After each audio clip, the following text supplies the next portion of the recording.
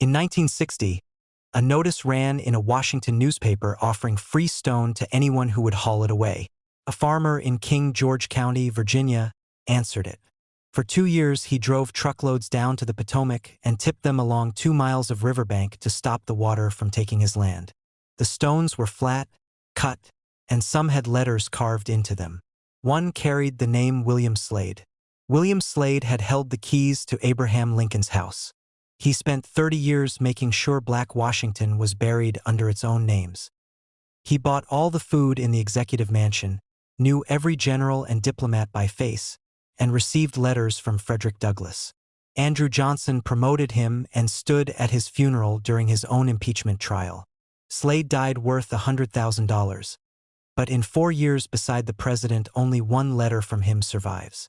In April 1965, a senator introduced the first African-American page in the history of the United States Senate.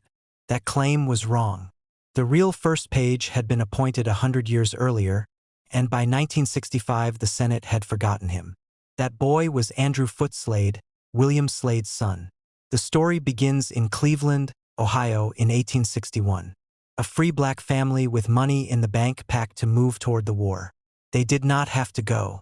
Cleveland was safe, Washington was not. But William Slade had lived in Washington before and knew something the diaries of frightened white clerks did not record. The men who ran the government took their meals in hotels, and the people who carried their bags heard everything. He had been a porter at Brown's Indian Queen, where he learned the city. A recommendation from Salmon P. Chase brought Slade to the Treasury Department, and within a year he became an usher in the executive mansion. He ran the household, ordered the food, directed the maids and footmen, and became Lincoln's valet. He got the job partly because of his appearance.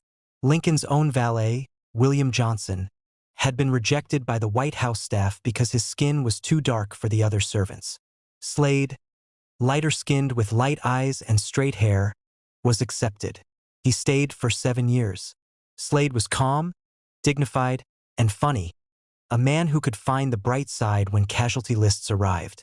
After Willie Lincoln died in 1862, Slade brought his own children to the White House to keep Tad company.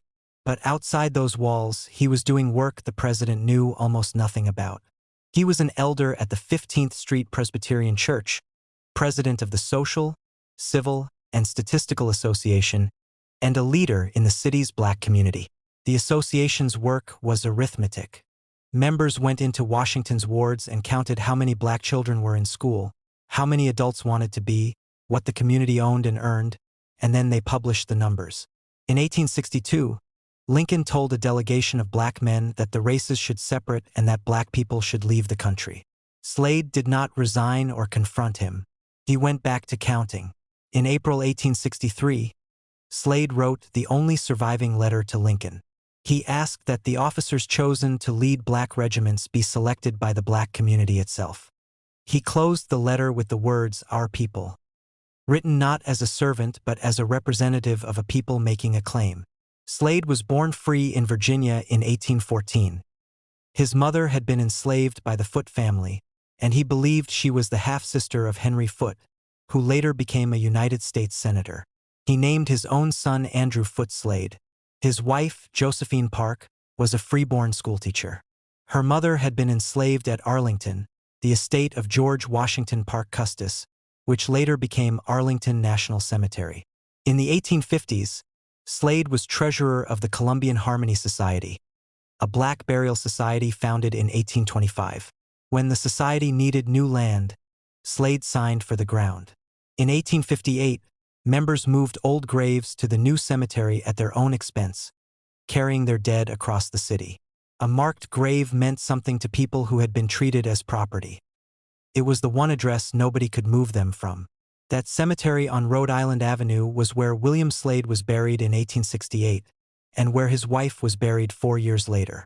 Today, a subway station stands on that land. On the afternoon of April 14, 1865, Slade told Vice President Andrew Johnson that he hoped Johnson might one day be president. That night Lincoln was shot. Slade returned to the White House, prepared Lincoln's body, dressed him in the suit from his second inauguration, and cut a lock of hair for his family. Johnson later promoted Slade to steward of the White House, the highest domestic post. Slade died in 1868, worth at least $100,000. President Johnson, facing impeachment, attended his funeral at the Slade family boarding house. 9 months later, Andrew Foote Slade, age 12, became the first African-American page in the Senate. He was initially kept off the Senate floor because of racial prejudice, but he worked in the Capitol for years, carrying messages and serving in the Senate post office. He died in Philadelphia in 1899. In 1960, the city of Washington cleared the cemetery for commercial development. 37,000 graves were moved to a field in Landover, Maryland, but the headstones were not. They were sold as riprap and hauled to a Virginia riverbank to stop erosion. Slade's stone went with them. In 1965, Senator Jacob Javits introduced Lawrence Bradford as the first African-American Senate page, and the Senate forgot Andrew Slade. Then, in 2016, a Virginia state senator found gravestones along his riverbank. Volunteers recovered 158 stones and returned them to Maryland out of 37,000. Slade's stone has not been found. In February 2021, the Senate corrected its record. Andrew Foote Slade was the first African-American page, appointed in December 1869. No photograph of him exists, but his father, William Slade, is remembered for the piece of ground he bought in 1857 so that people who had been treated as property could be buried under their own names. Some of those stones are back above the water. They are still looking for the rest.